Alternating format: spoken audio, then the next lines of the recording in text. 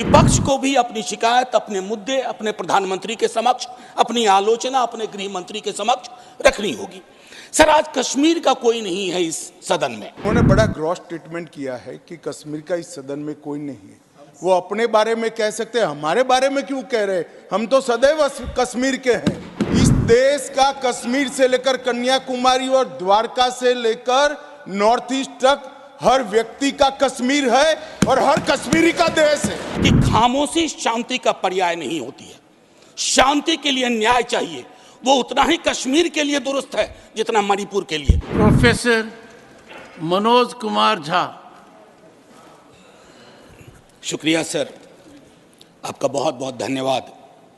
माननीय सभापति महोदय, संसदीय कार्यकाल में कुछ ऐसे क्षण आते हैं जब ये नहीं कह सकता कि मैं इसका सपोर्ट कर रहा हूँ या मैं इसका विरोध कर रहा हूँ।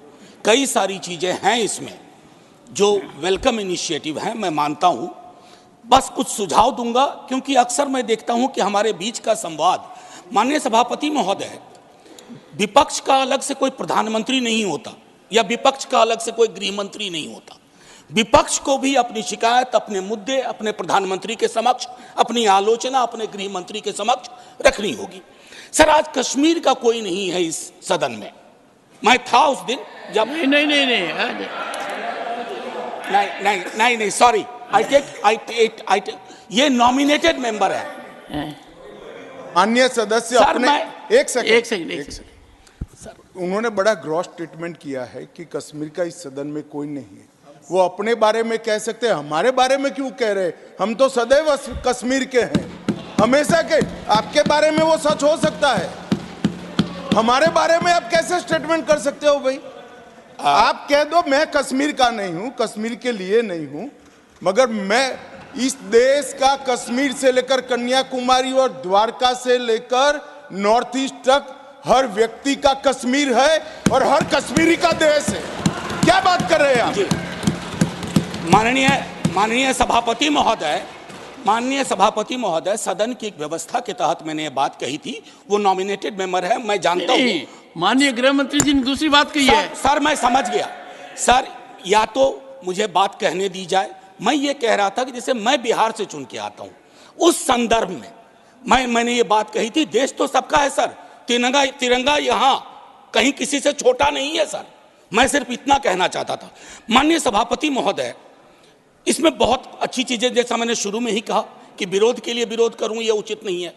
माननीय सभापति महोदय, महत्वपूर्ण है कि जब हम ये कहते हैं कि ये नॉमिनेशन होंगे, पहले तो मैं तारीफ करूं कि अंडर प्रिविलेज्ड के बदले एक शब्द जो कि कॉन्स्टिट्यूशनली वैलिड टर्म है, अदर बैकवर्ड क्लासेस, आपने उसका इस्तेमाल किया, तारीफ के काबिल। ये जो नॉमिनेट करने का अधिकार एलजी साहब को है आज की डेट में, कल राज्य बन जाएगा तो गवर्नर साहब होंगे। क्या ये स्टेट असेंबली को डेलीगेट नहीं होना चाहिए? और अगर करना चाहें तो on the aid and advice of, ये व्यवस्था मैं समझता हूं कि होनी चाहिए थी। तारतम्य थोड़ा टूटा है, लेकिन फिर भी मैं अपनी बात कहूं। आरक्षण को लेकर के भी हम पीस मील में करते हैं। हर सत्र में मैं देखता हूं कुछ बिल आते हैं। एक समेकित योजना पूरे देश के संदर्भ में हमें इसके लिए बनाने की आवश्यकता है, वो बहुत बेहतर होगा। आज 370 पे फैसला आया और सदन की जिम्मेदारी आज बढ़ गई है। उस फैसले के बाद सरकार की जिम्मेदारी बढ़ गई है। मैं मानता हूं इतिहास, आपने यहां एक फैसला लिया था, तब संसद वहां थी सर, ये लगभग घिस चुका था, हम भी जानते हैं, लेकिन एक मनोवैज्ञानिक पहलू था। मैं आग्रह करूंगा सरकार से कि उस साइकोलॉजिकल हीलिंग की भी कोशिश होनी चाहिए, और ये हीलिंग हो सकती है सर। मैंने कहा ना कि हिंदुस्तान का मिजाज महासागर वाला है, इसको बस तालाब ना बनाया जाए, महासागर अपने अंदर सब समाहित कर लेगा।